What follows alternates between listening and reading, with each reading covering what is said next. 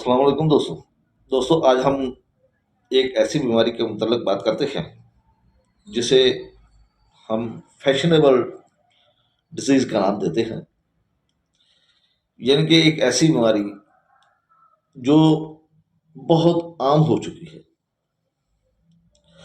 دوستوں میری مراد blood pressure سے متعلق ہے، چاہے بلڈ پریشر کم ہو چاہے بلڈ پریشر زیادہ ہو۔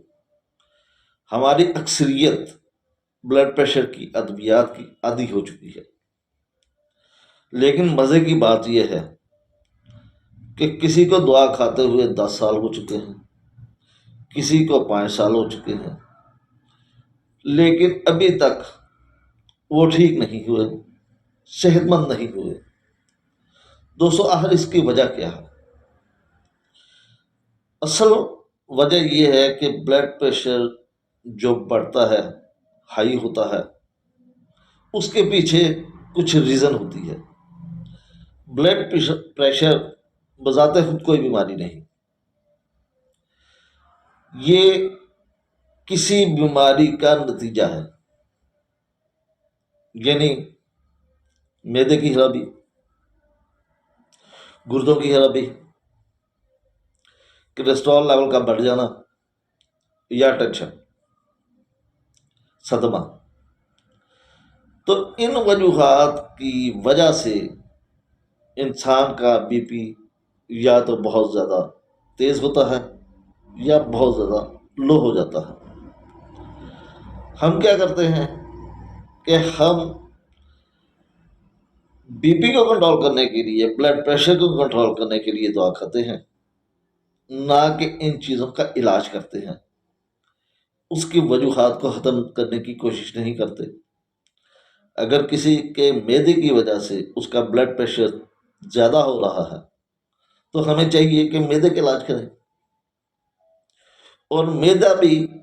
کیوں ڈسٹرب ہوا ہے ہم اس چیز کا علاج کریں کہ بیماری جہاں سے شروع ہوئی ہے، اگر وہ وجہ ہم ختم کر دیں گے تو آٹومیٹیکلی بیماری خود بخود ختم ہو جائے گی اور پرماننٹ ختم ہوگی۔ لیکن اگر ہم صرف بلڈ پریشر کو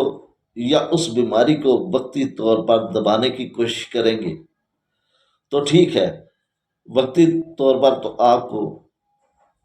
بلڈ پریشر آپ کا مینٹین ہو جائے گا، لیکن کتنی دیر کے لیے؟ اور اگر یہ دوائی جو آپ استعمال کر رہے ہیں وہ اگر آپ کی موجودہ کیفیت کو صرف سپریس کرتی ہے، اور سپریس بھی وقتی طور پر کرتی ہے، تو جسم کے اندر کتنی ایبلٹی ہے، کتنی کیپیسٹی ہے کہ وہ چیزوں کو، بیماریوں کو اپنے اندر سماتی جائے سماتی جائے سماتی جائے۔ ایک وقت ایسا آتا ہے کہ آپ اپنے ارد گرد کے تمام جو دوست یار محلے دار رشتہ دار ہیں جو ہائی بی پی کا شکار ہیں انہیں دیکھ لیں، وہ 5 سال 10 سال بلڈ پریشر کی ادویات کھائیں گے اور وقتی طور پر ان کا بلڈ پریشر ٹھیک رہے گا، نارمل رہے گا، لیکن ایک دم آپ کو اطلاع ملے گی کہ فلاں آدمی تھا، اسے برین ہیمریج ہو گیا۔ دوستو کیوں؟ کیونکہ جتنی دیر انسان کے اندر بیماری کو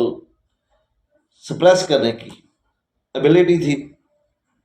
اس وقت تک تو وہ کرتا رہا، اور جب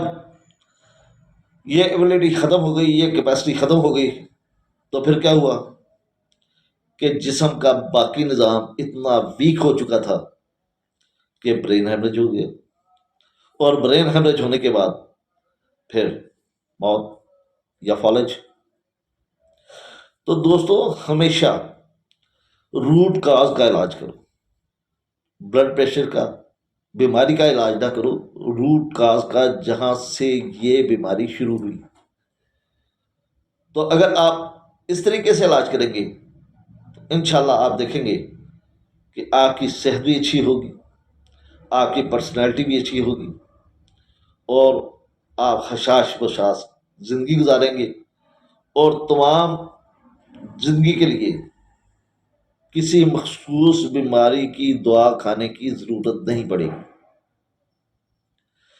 یہ ایک چھوٹی سی ویڈیو تھی، امید ہے میری بات آپ کو سمجھ آ چکی ہوگی کہ صرف بلڈ پریشر بڑھنے کی وجہ سے اگر وقتی طور پر فرض کیا آپ کا بلڈ پریشر زیادہ بھی ہوتا ہے تو کوشش کریں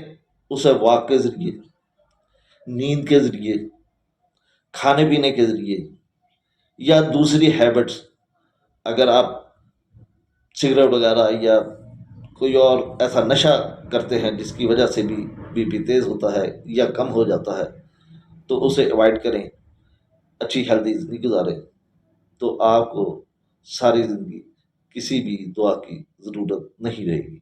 دوستو اسی کے ساتھ اجازت چاہتا ہوں۔ اللہ حافظ، اللہ نگہبان۔